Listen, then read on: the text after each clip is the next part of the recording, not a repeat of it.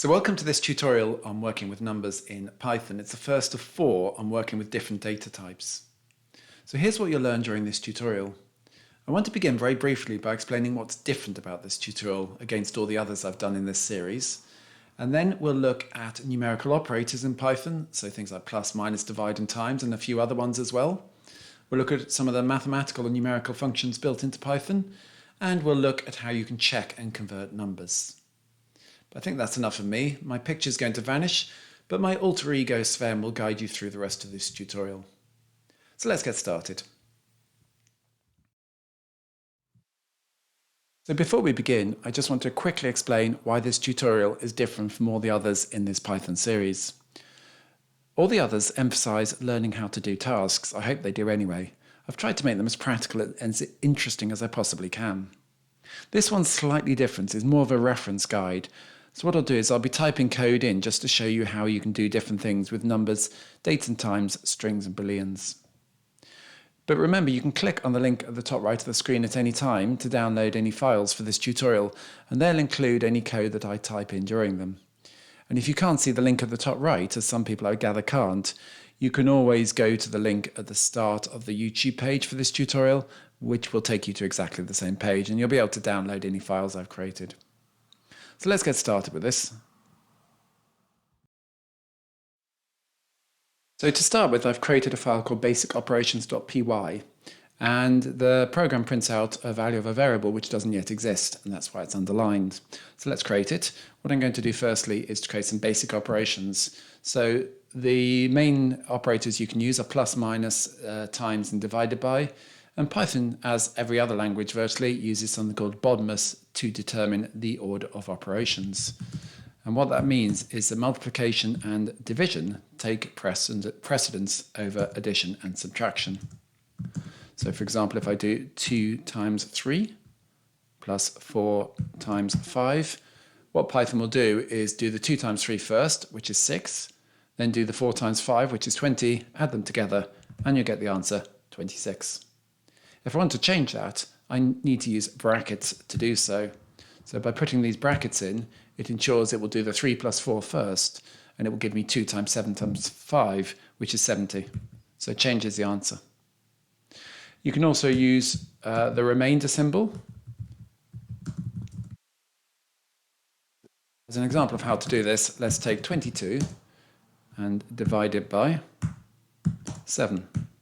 The remainder of that is 1, which is why you get that. A slightly different one you can use is to do 22 and then do 2 divided by signs one after the other, and that gives you the counterpoint to the previous one. That will give me 3, because when you divide 22 by 7, it gives you 3 with 1 left over. So those are 2 quite useful symbols you can use. One other symbol you can use is raising to the power. So to do this, I could put result equals, and what I'll do is 2 raised to the power of 10, which I think is 1024. Let's see if I'm right. I am. In addition to all of those, you can, if you want to have an operation working on a number itself or a variable itself, you can use this syntax. We've seen it quite a few times already. So I could say result plus equals 1. And what that will do is take result equals result plus 1. It's just a shorthand for that. So it will give me 1025 because my last answer was 1024. And you can do that with absolutely anything. So for example, if I set result equals 3 and then do result with any of the operators, I'm going to choose the power operator. So if I do result equals raised to the power of 2, what it will do is take result as 3 and then raise that to the power of 2 and give me 9. And those are the main operators that you can use in Python. So to illustrate functions on numbers, I've created another file called functions.py, and again I'm printing out the value of a variable which doesn't yet exist but will soon. So you can use built-in functions. I'll just show you a couple of examples. You can find the absolute value of a number, which is its positive part. So if I were to print out, if I were to set result equals absolute minus 3, then what I'll do when I run that is I'll get 3, because that's a positive part. You can round numbers. So let's round pi. 4 decimal places. So if I type in 3.14159 and round that to 4 decimal places, then I'll get 3.1416. It's just a way of displaying significant figures. And perhaps another useful function is to get the minimum and the maximum of a number or a set of numbers.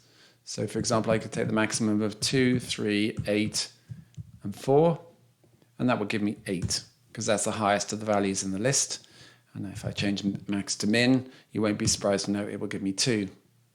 So those are the, well, I don't know about the main, some of the useful functions, but the most useful ones you can get at are from importing the math module.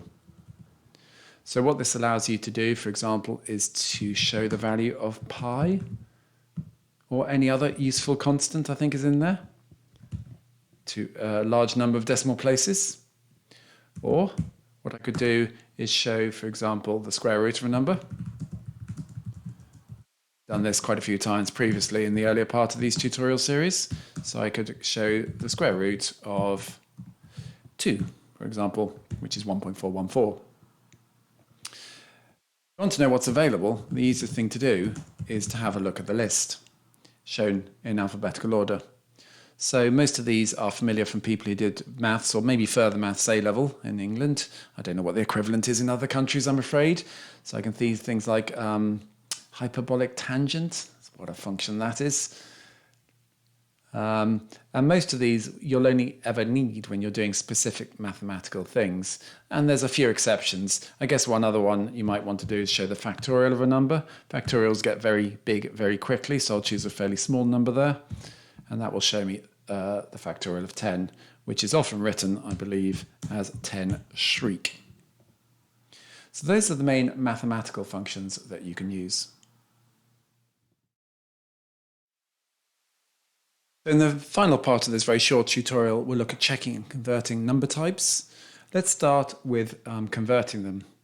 So there's two main functions you can use to convert numbers, which are int and float, because they're the two main types of number. So for example, I could set result equal to, and I could take pi, which is 3.14159, etc., and I could convert that to an integer. And to do that, because I'm using something in the math module, I need to import it first. So if I run that, you'll see it gives me 3. It rounds down. There's actually a floor function in Python which does the same thing. Or I could do it the other way around. So I could take result and set it equal to the floating point equivalent of the number 42. And that would give me 42.0.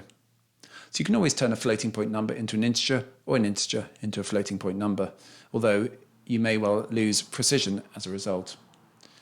One other useful thing you can often do is to check the data type.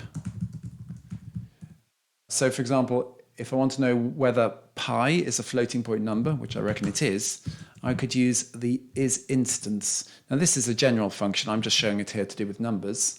So I could type pi in as a first argument, and I could test whether pi is a float or an int. In this case, I'm going to say, is it an int or not? And I reckon this should return a yes or true, because pi is definitely a floating point number. If, on the other hand, I said, is it an integer, I'll get false. So those are the main things that you could do with numbers in Python.